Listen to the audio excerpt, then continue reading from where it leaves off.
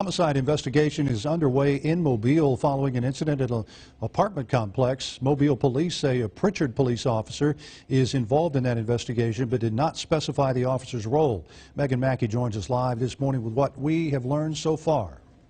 Police have not released a lot of details about this investigation, but they did tell us that after the officer that was involved was not the victim in this case. It happened last night shortly after 10 o'clock at the Avalon Plaza apartments in Mobile near the intersection of Michael Boulevard and Montlemore Drive. We know at least one person was killed. At this time, we do not know what the involvement of the off-duty Pritchard police officer was. Police tell us this is an ongoing homicide investigation, and we will keep you updated as this story develops. Reporting at Mobile Police Headquarters, I'm Megan Mackey for WKRG News 5. In Okaloosa County, Fort Walton Beach police say a 14-year-old girl shot a 16-year-old boy on a dare. The shooting happened around 8:40 Monday morning on Memorial Parkway South. The boy is in critical condition this morning. The girl, Xana Martin, is charged with aggravated battery with a firearm. And Fort Walton Beach police are searching for a suspect who hit and killed a man over the weekend. Officers say the victim, David Haynes, was found in the road near the Raceway gas station on Miracle Strip Parkway.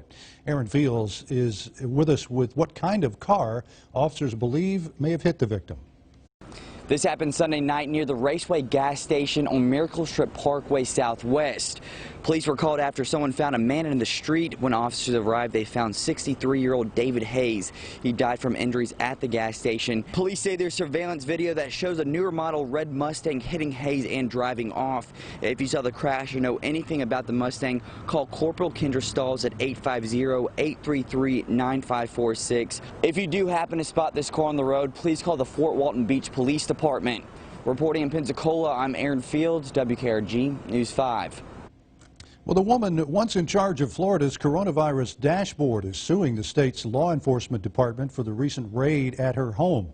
Earlier this month, agents showed up at Rebecca Jones' home after investigators said a message was sent to health department employees from a computer at her home. In the lawsuit, Jones says the department violated her rights and terrorized her family. Body camera video shows Jones screaming at officers that were pointing their guns at her children, but the department's commissioner defends his agents' actions, saying they did not point guns at Jones's children. Jones says the raid was retaliation for reporting the true number of coronavirus cases in the state. Jones was fired in May for insubordination after repeatedly violating department policy about communicating with media, but she says she was fired for not falsifying data. Residents at a Gulf Breeze nursing home will be among the latest to get the coronavirus vaccine in Florida. Bay Breeze Senior Living and Rehabilitation Center will distribute doses at 10 o'clock this morning, rather. This comes after residents at Silvercrest Health and Rehabilitation in Crestview were vaccinated yesterday. Doses will be distributed to other medical and long-term care facilities across the state this week. The Mobile County Health Department began distributing doses of Moderna's coronavirus vaccine. The department received its first shipment of the country's second COVID vaccine Monday morning, 3 days after the FDA approved the emergency rollout. Mobile County's top health expert, Dr. Bernard Eicholt, was among those who took the shot on Monday. He's urging everyone to take the shot once it's available. Please, everyone, plan to take the vaccine when it becomes available to you. It's extremely important for us to contain and control the spread of COVID-19. Vaccination is important. It's a life-saving opportunity. And with Christmas just days away, the health department is asking people to really be mindful of who they're coming in contact with. Mobile's top law enforcement officers among those planning to get the coronavirus vaccine today. Chief Lawrence Batiste is scheduled to be vaccinated this afternoon, nearly a month after he was infected with the virus.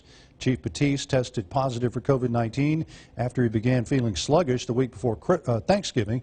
He told us his case was relatively mild, but he did experience fever, a slight cough, and joint pain. Chief Batiste returned to work on December 2nd after finishing his mandatory quarantine. Alabama Governor Kay Ivey was vaccinated against the virus yesterday. She received the Pfizer vaccine at Baptist Hospital in Montgomery. State Health Officer Dr. Scott Harris and Chief Medical Officer Dr. Mary McIntyre also received the vaccine. Ivey says it's important that Alabamians see that as governor, she's willing to lead by example while asking others to get vaccinated. And I wanted to send a clear message to all Alabamians that we can have confidence in this vaccine and its effectiveness. And I want to assure people that it's a safe thing to do, and if everybody will take the vaccine voluntarily, we'll have a good, strong immunity, and that'll stop this COVID-19. And in 3 weeks, the governor will have to go back to receive her second dose of the vaccine. An Alabama company is playing a key role in helping get the new Moderna COVID-19 vaccine ready for delivery across the country. The SIO2 company's patented vials are unique in how they store the vaccine. The containers must be completely pure and contaminant-free. The facility in Auburn will have 10 production lines, each capable of producing 15 million vials and syringes each year. Gulf Shores city leaders have decided the good times will not be rolling in 2021. The city decided to cancel its Mardi Gras parade after talking with several parading groups. Some groups are talking about holding a non-traditional Mardi Gras celebration that could include floats being staged somewhere so that people can just drive by and see them. The parade was scheduled to roll February 16th. Well, you've got a little bit of a chill in the air this morning, but Thomas Geboy says things are going to warm up as we head into your Tuesday afternoon. It's going to be a beautiful day. Get outside and enjoy it if you can, because we have plenty of sunshine and temperatures that are just going to be downright comfortable. And last night, at least during the early evening, it was comfortable, and we saw some incredible views in the nighttime sky. This was captured by William Lee in Pascagoula of the Christmas star, also known as the Great Conjunction between Saturn and Jupiter, and those four little dots that you see near Jupiter, those are just Jupiter's moon. So very incredible to see, and when you're a little bit zoomed out of that, it almost appeared as one star, like Dustin Williams' photography captured in Pensacola Beach. How pretty is that? That's the Christmas star for you. And then we had some really high quality close-ups. This was captured by Nicole Dominique's husband in West Mobile, and that's Jupiter. Saturn's on the left-hand portion of your screen, and then you have a full zoomed-in look at Saturn. That is just absolutely stunning. And you can see all those on my Facebook page, WKRG Thomas Geboy, and when you get the full effect of them, you really can't beat it. It's just so cool. In Atmore, it's beautiful blue sky right now, 47 degrees from Wind Creek Casino and Hotel, where we're seeing our temperatures warm from the 40s, eventually into the 50s, and we're seeing temperatures warming into the 50s right now, where it's 55 degrees in Mobile, 57 degrees in Pensacola, 57 degrees in Destin, 40 degrees in Grove Hill. And for those of you in Chatham, I believe your temperatures are right now in the 40s, and before too long, your temperatures will be in the 50s, eventually in the 60s, where most of us will be this afternoon. A great day to take your dog for a walk. This is Denali, and Katie Jensen will be taking Denali for a walk. So we'll see daytime highs around 66, 67 degrees, and then tonight we keep a mostly clear sky early on, but tonight will be warmer, and then by tomorrow we add more clouds and higher rain chances. Then we'll be turning cold before Christmas, but a cold front will be in between. We'll talk about that coming up in a few minutes. City leaders in Spanish Fort plan to file a petition to keep the local post office open. We'll tell you when the location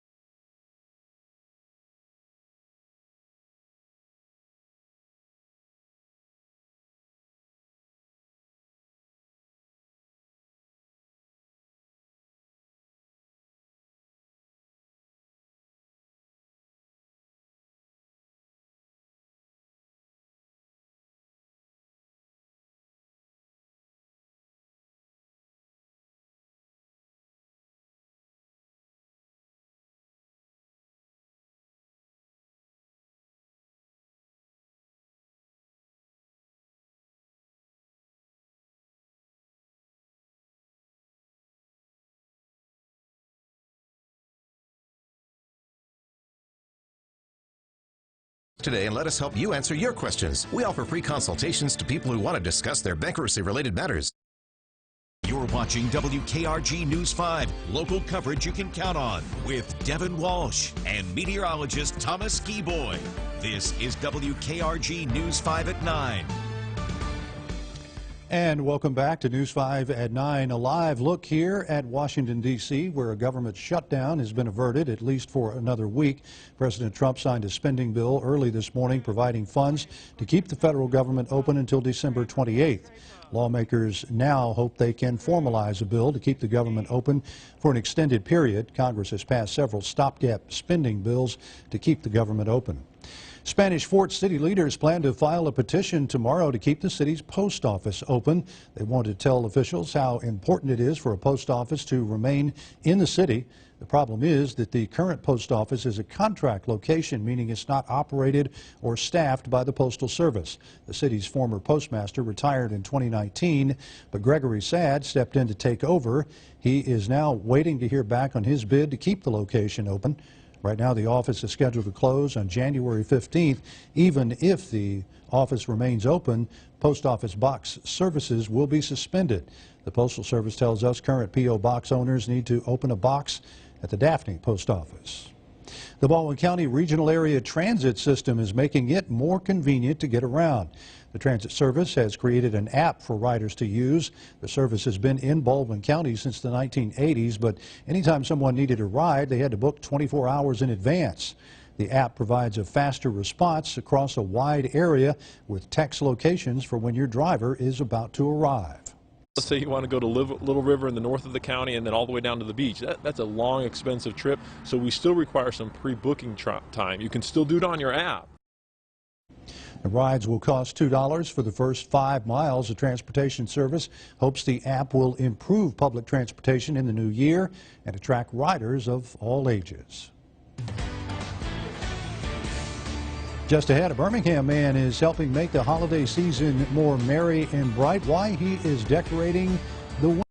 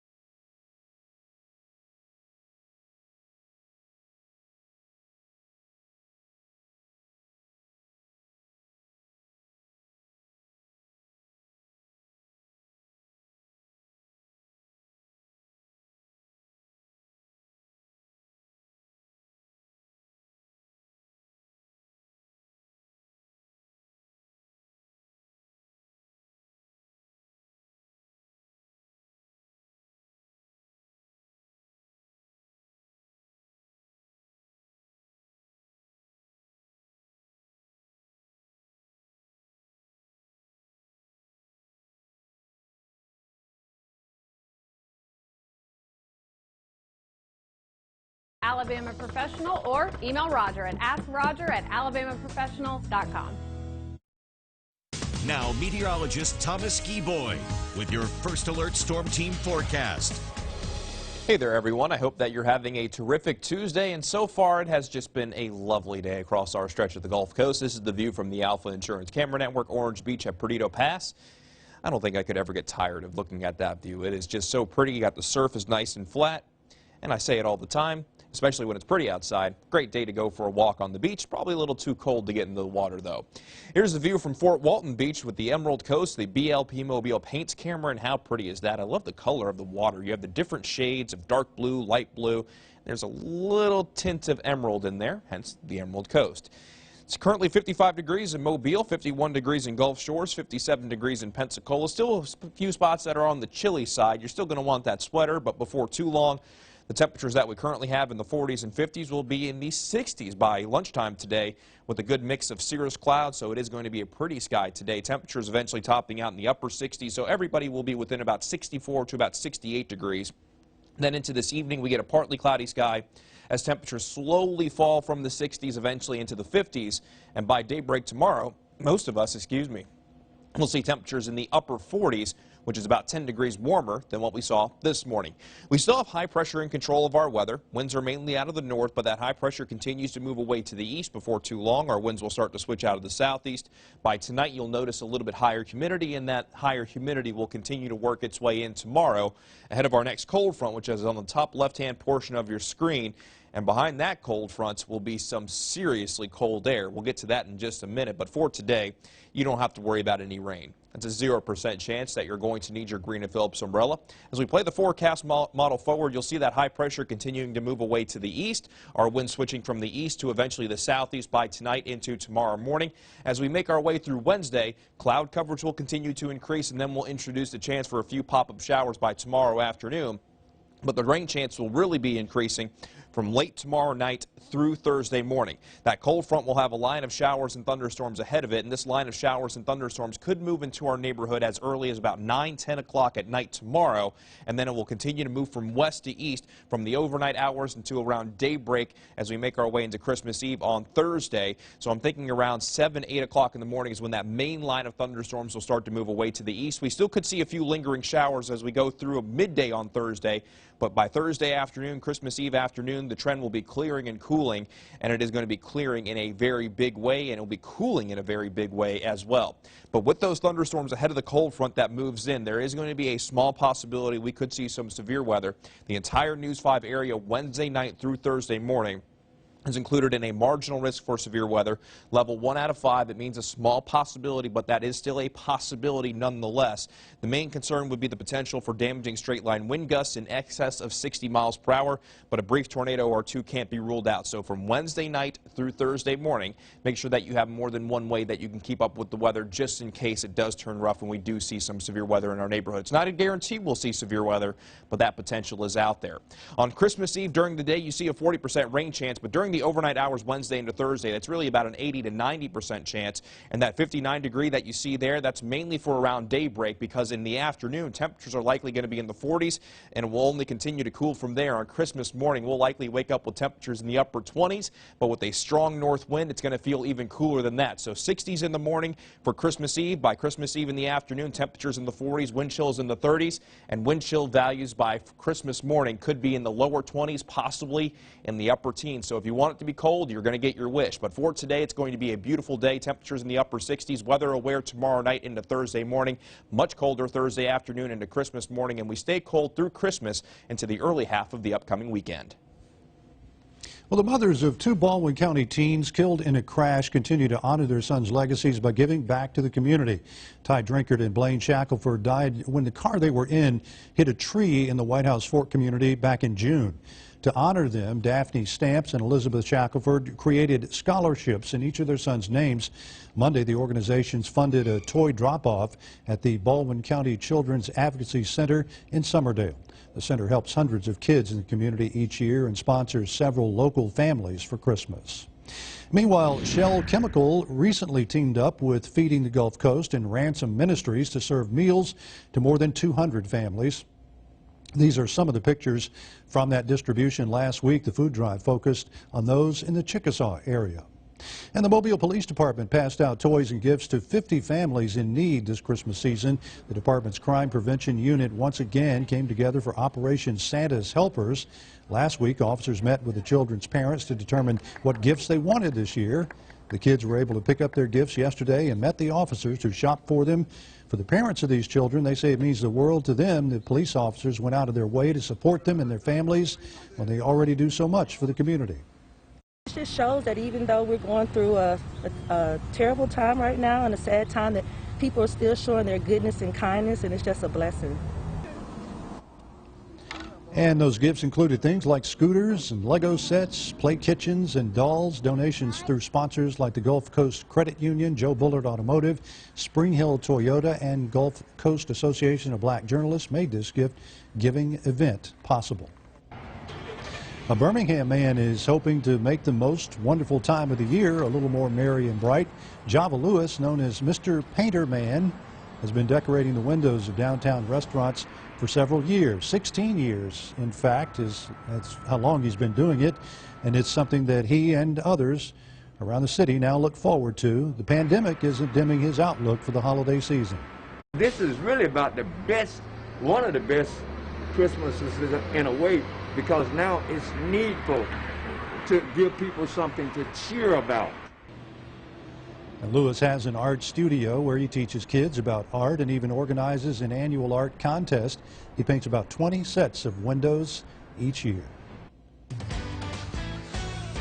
Just ahead, Katy Perry's new music video may have you seeing double. I'll tell you who was a celebrity guest star.